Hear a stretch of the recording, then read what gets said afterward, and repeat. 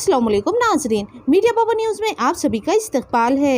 All India traditional wrestling and pankration federation AITWPF association के senior vice president CA Tamboli ने AITWPF national championship 2023 रिवायती और पैंक्रेशन कुश्ती मुकाबलों का ऐलान कर दिया। कल 10 अक्टूबर बरोज़ मंगल को AITWPF एसोसिएशन ने होटल मैजेस्टिक नामपल्ली में एक सहाफ़ती इजलास मुनक़िद किया और मीडिया को तमाम तफसीलात फराहम करते हुए कहा कि 11वां AITWPF नेशनल चैम्पियनशिप 2023 का 6 से 9 जनवरी 2024 को हैदराबाद के लाल बहादुर स्टेडियम में इनेकाद अमल में आएगा। ये मुकाबले कई ज़मरों में मुनक़िद होंगे, जिसमें बेल्ट रेसलिंग, अलेश पहलवानी, पैंक्रेशन, मास रेसलिंग, TKM गुरेश के अलावा कई ज़मरे भी शामिल हैं। इन मुकाबलों में मुल्क भर से 700 से 1700 रेसलर हिस्सा लेंगे, जिनमें 8 साल से तमाम उम्र के रेसलर्स, लड़कियां, नौजवान, मर्द और ख़वातीन हिस्सा लेंगे। उन्होंने मज़ीद उम्मीद जाहिर की कि तेलंगाना के रेसलर इन मुकाबलों के तमाम ज़मरों में बढ़ चढ़कर हिस्सा लेंगे और तेलंगाना का नाम रोशन करेंगे। ये मुकाबले United World Wrestling UWW, all India traditional wrestling and pankration federation AITWPF और traditional wrestling association of Telangana TWAT के इश्तिराक से मुनक़िद किए जा रहे हैं। मुनक़िदा सहाफ़ती इजलास में organising member Syed Akramullah Hussaini, TWAT के general secretary Adil Isaq Al Maroof Afroz, TWAT president MA Hafeez, chairman organising committee Mirza Imtiaz Baig, member organising committee Venkateshwar Reddy, Mohammed Sajid, Majestic hotel के MD शामिल थे। आइए देखते हैं मीडिया पावर न्यूज़ की ये खुसूसी रिपोर्ट में मज़ीद तफसीलात। हर अहम और ख़ास खबर के लिए मीडिया पावर न्यूज़ को यूट्यूब पर सब्सक्राइब करें, फेसबुक पर लाइक करें, इंस्टाग्राम और ट्विटर पर फॉलो करें। पता चलता है कि ट्रेडिशनल स्टाइल्स ऑफ रेसलिंग दुनिया भर में जो पारंपरिक कुश्तियों का जो सिस्टम है, जैसे कि हमारे देश के अंदर मिट्टी की कुश्ती खेली जाती है, ऐसे ही सेंट्रल एशिया के अंदर रशियन रीजन जो है वहाँ पे बेल्ट रेसलिंग खेला जाता है। बेल्ट को पकड़ के रेसलिंग, या आप समझ सकते हैं कि अरबियन कंट्रीज़ के अंदर भी इसका बहुत ज़्यादा इस्तेमाल ओल्ड टाइम में किया जाता था। उसको अलग अलग नामों से पहचाना जाता है, जैसे सलवार रेसलिंग या कमरबंद रेसलिंग, कमरबंदी, इस तरीके से इसके नाम हैं। तो इसको एक यूनिक नाम के तौर पे बेल्ट रेसलिंग ये नाम दिया गया है। और ये इसको 2010 के अंदर एक सेमिनार के अंदर इन सब खेलों को, जो ट्रेडिशनल स्टाइल्स के रेसलिंग है, इसको यूनाइटेड वर्ल्ड रेसलिंग आज का जो है, पहले फीला हुआ करता था, उसने इसको अडॉप्ट किया और पूरी दुनिया भर के जो रेसलिंग्स है ट्रेडिशनल स्टाइल्स के, उसको एक छत्र देने का काम इसने किया। और पैंक्रेशन वो खेल है जिसको ओलंपिक जब दुनिया में शुरू हुई, ये पैंक्रेशन को एनिसेंट ओलंपिक स्पोर्ट्स के नाम से जाना जाता है। ओलंपिक जब शुरू हुए तो 6 खेलों के अंदर सबसे पहला खेल ओलंपिक के अंदर पैंक्रेशन था। ये ग्रीक मार्शल आर्ट है जो completely kick, punch, wrestling, holding, punching, lock, choke, ये सब तमाम चीज़ों का इस्तेमाल करके, जिसको आप आज मॉडर्न टाइम में MMA आप बोलते हैं या आप देखते हैं, तो ये उसी का रियल वर्जन, ओरिजिनल वर्जन था, जिसको पैंक्रेशन बोला जाता है।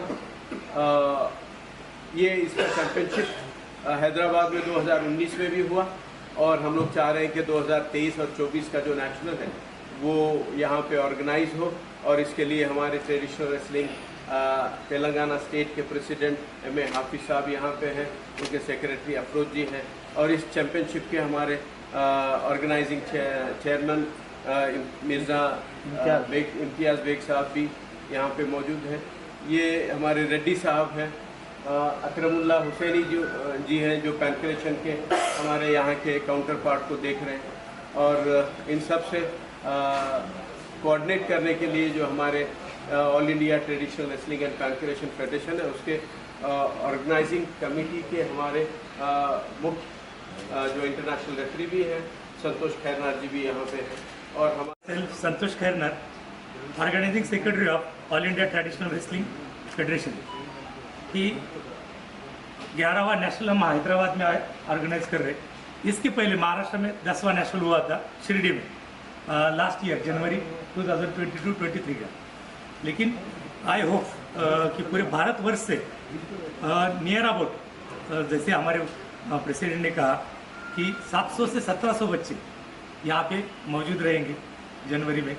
तो यहाँ से हैदराबाद में, तेलंगाना स्टेट में कुछ ऐसे प्लेयर्स दिए, जैसे मेरे सामने यहाँ का इंटरनेशनल प्लेयर है 2, अब्दुल्ला है, कि वो एशियन गेम्स में और वर्ल्ड चैम्पियनशिप में पूरे भारत में तेलंगाना का नाम उसने रोशन किया है एज ए सिल्वर मेडलिस्ट। वो वहाँ पे लास्ट ईयर अपकमिंग चैम्पियनशिप में मेडलिस्ट रहा। लेकिन हमें ये करना है कि भारत भर से पूरे प्लेयर्स आ रहे, लेकिन तेलंगाना से एज ए होस्ट यहाँ से सबसे ज़्यादा टीम तेलंगाना टीम की खेलेंगी। ये होस्ट करता हूँ कि तेलंगाना एसोसिएशन के प्रेसिडेंट हाफिज साहब और सेक्रेटरी इनको मैं विनती करता हूँ कि यहाँ का जल्दी से जल्द तेलंगाना स्टेट का सिलेक्शन लिया जाए, ट्रायल्स लेके ये टीम तेलंगाना का 11 नेशनल में खेला जाएंगे जो ATW का। तो पूरे भारत भर से मीन्स नॉर्थ ईस्ट से आसाम से लेके कन्याकुमारी तक पूरे 36 स्टेट यहाँ पे पार्टिसिपेट करेंगे अपने टीम के साथ। तो लास्ट ईयर का सिर्फ छोटा समय हिस्ट्री बताता कि overall championship last year Maharashtra को था, सेकंड आसाम और थर्ड नागालैंड का। तो I think that this year वो ट्राई कि तेलंगाना टीम होस्ट कर रहा है कि सबसे ज़्यादा सभी इवेंट्स में लाइक ट्रेडिशनल रेसलिंग के जितने इवेंट्स है, बेल्ट रेसलिंग, पैनक्रेशंस, कप्सागाई, कजाक कुरेश, मास रेसलिंग कुरेश, गोलगीगाई कुरेश, ये सभी इवेंट्स में तेलंगाना टीम पार्टिसिपेट करेगा।